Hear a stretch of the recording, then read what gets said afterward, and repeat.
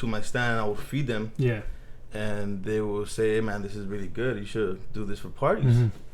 And I'm like, oh, I don't know. I've never done it. I'm a little nervous. I've never like catered outside my dad's house. I've always just done it here for friends and family. Yeah.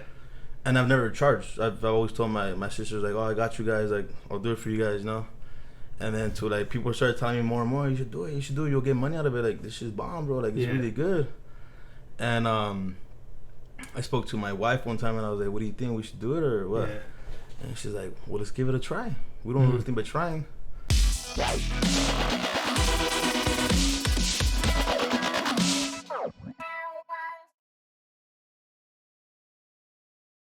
Welcome everyone back to the podcast. We have a special guest, which is Jos Martinez. He's going to talk about his catering business.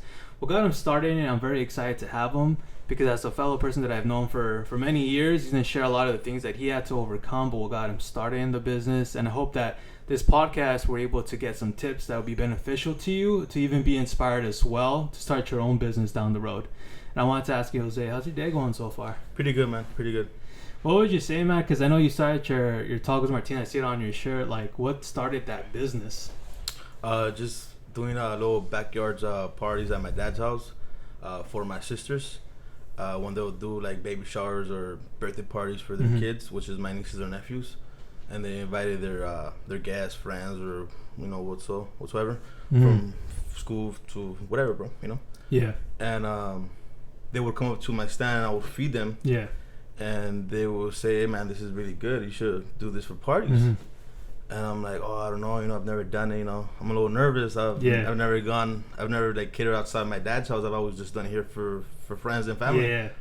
And I've never charged. I've always told my sisters, like, oh, I got you guys. Like, I'll do it for you guys, And then to, like, people started telling me more and more, you should do it. You'll get money out of it. Like, this shit's bomb, bro. Like, it's really good.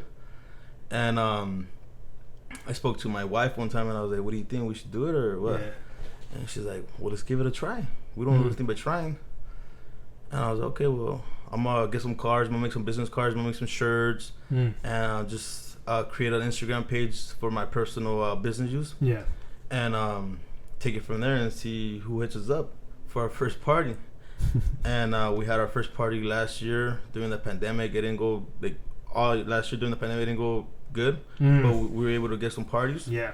And from there, man, just kind of blew up, This year has been going very, very good for us this year, and you're telling me too the stories of, like, even in the beginning, like you were saying, because of the pandemic time, I'm sure like people weren't as open to have guests over and things like that. But even then, I know you were sharing stories how you would travel to places, and for people that if you're ever doing catering or anything like that, like Jose was mentioning, is like you have to bring a bunch of stuff with you to certain places. Now you're sharing a story with me before the podcast how you had to go back and drive from a location to pick up those things. But with certain little like difficulties like that, how did you make adjustments to kind of improve the business or little small things like that? I would have to like emphasize on getting other like equipment to get it through to the night. I'll either get like plastic forks or whatever I had to make it up, or buy plates or whatever it is to make it get through my night. Yeah. There was times where I had to go all the way back home, bro. Go back home and get my plates because I wasn't gonna make it through with what I had, So I had to go back home and we made it happen, Because I'm the type of guy that I like to make sure everything's on point, bro. I like to make sure when I'm gonna go cater your event, you're happy and you're satisfied. So that's my responsibility, So that's just me. And you were telling me the story too. I thought it was really funny. You were saying like the plates that you did get, because you did forget them, they're like very flimsy. You said they're like kind of burning or going through the plates. Yeah, they were folding, bro. They were just tacos themselves. Yeah, for real, bro. And the great thing too is like you were mentioning that people were referring you because they saw how good of a service you were providing. It's like a blessing to see that. Yeah. How much emphasis would you put on referrals or even networking for your business? Probably a lot, bro. I put a lot of effort into this with my social media. Just letting people know how good my tacos were. Like I wanted everybody to try, bro. I want everybody to try my food, and just take it from there. It's crazy too. I love that what you said was like, no matter what you post on your social media, you didn't care about the likes. It was just the food and the experience. Yeah, to me, like when I post pictures or anything on my business Instagram page, I don't honestly I don't do it to get likes from anyone, bro. Like I could care less about that, honestly. I just do it for when people jump on my page. Yeah. They see that every picture is different and every picture is new. I don't have to put like old repost pictures, you know, because I want my customers or my fans or clients to see that I put everything's fresh, everything's new. It's not the same old stuff. You know what I mean? Yeah. That's what I like. You know, I'm not looking for like getting 100 likes, 40 likes, 20 likes. I don't care about none of that, bro. I just want to make sure you look at my food and I'm like, damn, that looks bomb. That looks good. I want to try that, you know? That's what I care. And your food does look bomb on social media, I will say that. Thank you, man. Appreciate that. And you know, it's crazy because I know even you just doing the catering side of the tacos, you're also mentioning too, like down the road, you want to add, you know, aguas frescas and different things like that. How soon down the road would you see that part of your catering service? Oh, we're doing it now already. Oh, okay. Okay. Our main packages is just focused in tacos, but if the client wants us to like bring the full package, which is rice and beans, or even agua frescas, we can make that for you guys, you know, and that's honestly better. And like that, you don't have to worry about you cooking or feeding your guests. You're worrying about just being with your guests, and we are feeding your guests. You know, so you don't have to cook nothing. We take everything for you. Crazy. And then even starting up the business and getting the equipment, how did you go about like learning about what you need to grab and get? Well, honestly, bro, when I would go get tacos myself with my lady, with my wife, just go to different spots, and I would just check out, because I observe everything, bro. So I would just check out like every taquero, every guy that was cooking the pastor or whatever. I would just see what they need to use, what they need to have, what they need to buy, and stuff like that. And from there, I'm like, okay, just taking notes from my head, my mind. Okay, well, this is what I need. This is what I need to buy. This is what I need to use. And then little by little, you know, like every week I would get paid, and I would just buy little stuff, little by little, until I had all my equipment. You know, and when I first started, I started with one plancha. Yeah. Now I have two. And then when I first started with a few dishes. Now I have like all kinds of knives, all kinds of like spoons and stuff, man. Yeah. So I feel like very blessed and happy with everything I have. You know, and that's what gets me through my catering, to cook and make sure everything's on point. You know, it's crazy. I love that you took your time to get everything that you needed to get for your business. A lot of people don't really have the patience to slowly build up. And like you're saying, you had some whole beginnings where some of the catering, you had to learn from the experiences, having to go back and forth to get certain supplies. What do you think it is that some people just quit on their business, or just lacking that patience behind it? I don't know. It's a tough one. Maybe their food is not even food. Maybe their business is not as good, or because like you were saying too, like you were mentioning, there's a passion part that you have behind it. So I'm sure that's what kind of drives you to continue to put out your business. Maybe something they need to look at too with their own business. Like, why am I really passionate about this? Because like yourself, you're like, I just want people to have a good experience. Others are just kind of like, maybe they're in it for the money, and that can be the wrong mindset to have when you're coming into something. Yeah, correct. It's not always about the money. And money is nice, man. Honestly, it's nice. Yeah. You know, it's nice working and you're getting paid. Right. But it's also fun being behind the planchas and cooking and getting down, bro. And it's a lot of fun, and then serving the customer and joking and just having a conversation and feeding them, making them feel comfortable and just happy, bro. And see a smile on their face when they get the plate and the tacos, like that. And this is bomb. This looks good, you know. But that's great too for you to kind of like see it that way, because a lot of people can't. You're being more of like, okay, I want to bring the best thing to the customers, versus just like, oh, this is for me. Because then when you start focusing on that, then it's more of a selfish business. But you're like, no, I'm gonna try to bring the best for my clients, and that's why you're kind of having all these referrals or things being recommended to you. And even doing a business, I know you're also working full time. How do you balance those two things out? Well, I have a Monday through Friday job, 2 Monday through Friday jobs on my morning, Monday through Friday, and then I have my night, Monday through Friday.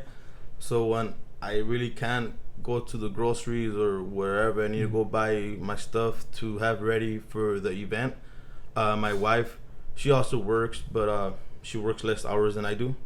So I'll let her know, or I'll ask her, hey, can you go grab this and that? Or I'll write a list of everything we need for the event, and then I'll just give her the money, and she'll just get it done. Yeah.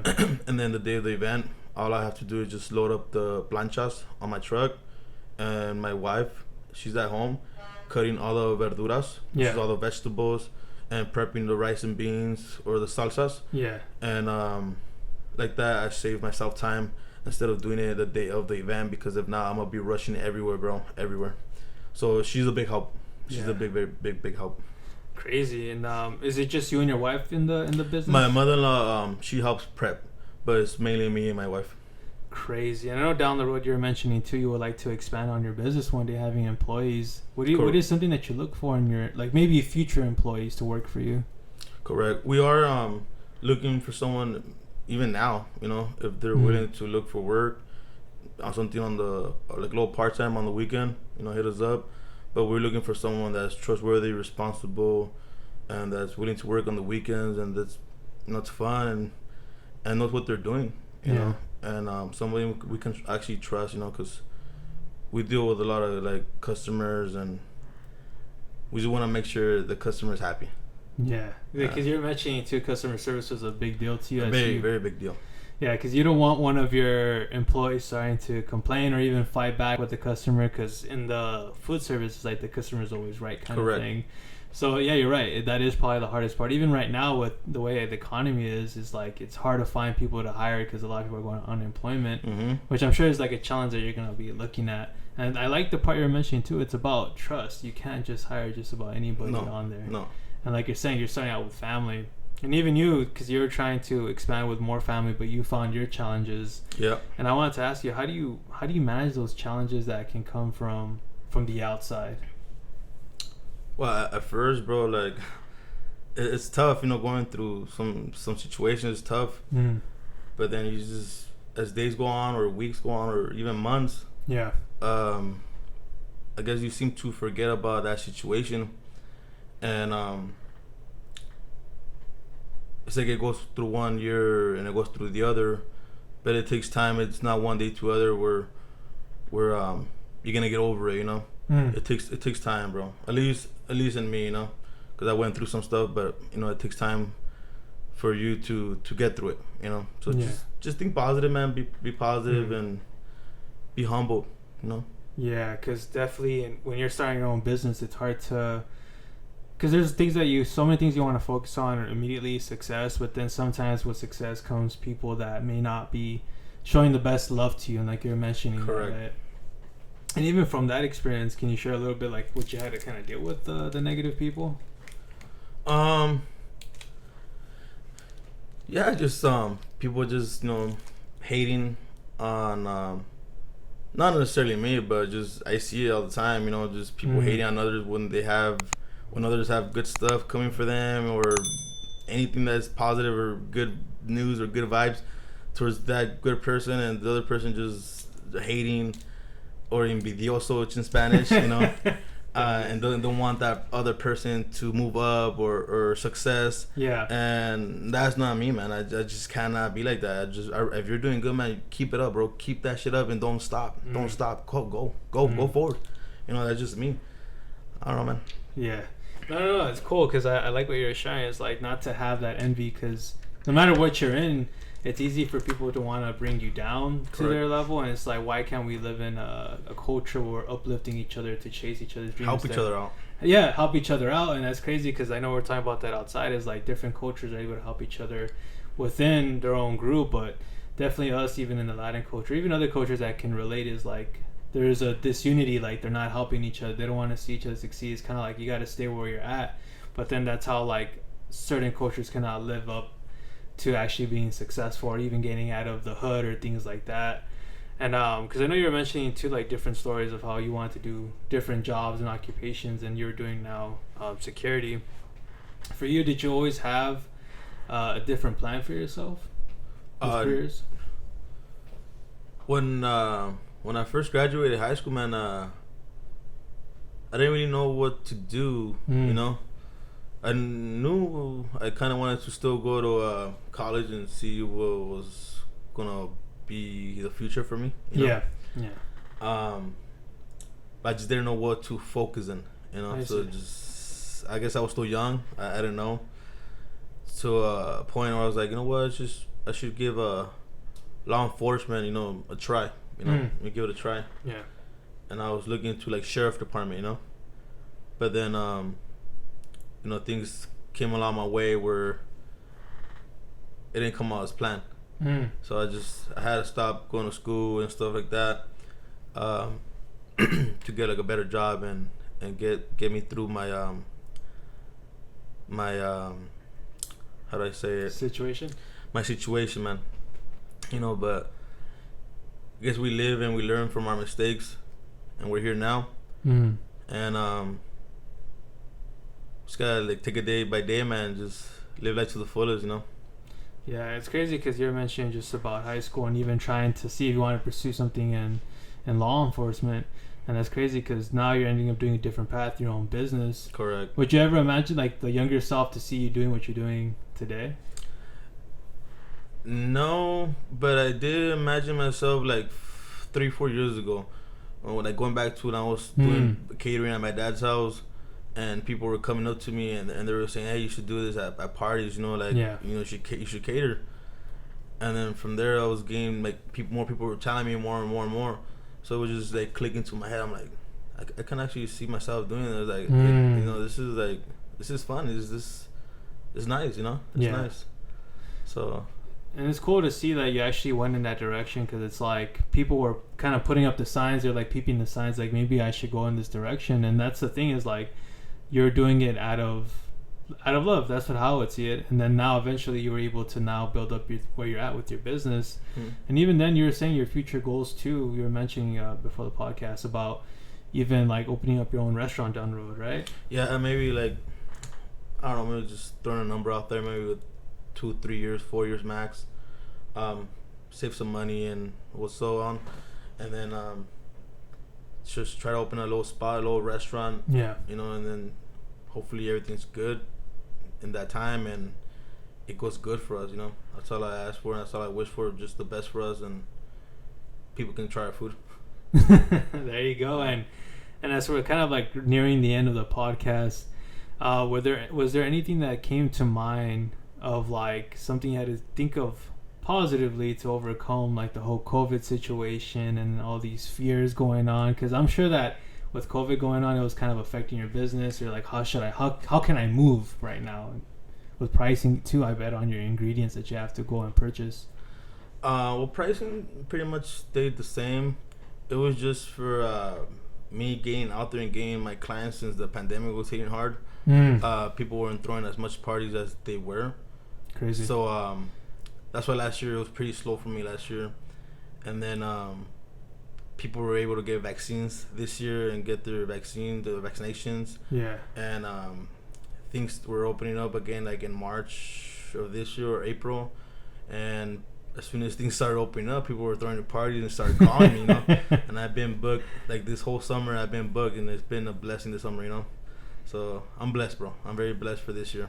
That's crazy. And they still thought about you. That's the thing too, from probably the previous catering service, like, oh, we're gonna have parties, let's get Jose in here. Correct. And that's the blessing there too, is like when you put in the time and put in the work. And what I love too is that you have that belief in yourself and your business, because not a lot of people can have that belief and continue to move forward, because the pandemic hit a lot of businesses, and you could have been one of them and said, you know what, maybe this isn't it, or maybe I should just call it a wrap and continue with your full-time job and just stick to that. But you're like, you know what, there's like a piece of you is like, no, I can see a lot of potential in this side thing that I'm doing that's gonna become a business, and that you're gonna be an employer hiring other people. And so I think that's great, and it's something honorable, because you're actually contributing back.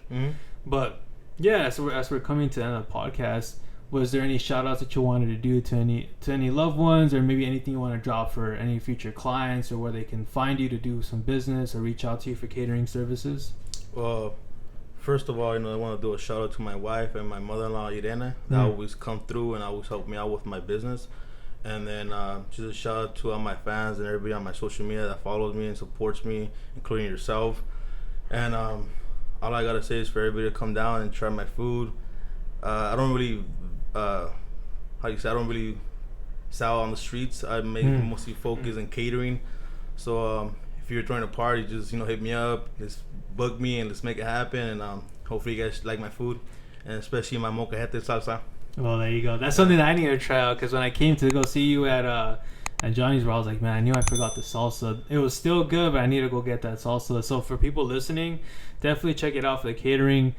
He's just providing a lot of great services, from the tacos to agua frescas to the salsas. It's just something that, and even the experience of getting to meet him and talk to him, I think it's something that I would recommend for you guys to check out, which I'll go ahead and put everything on the description, and even putting it on other platforms for you guys to check out to see and be recommended for Jose's business. But that'll be wrapping up for the podcast, and thank you so much, guys, for joining us.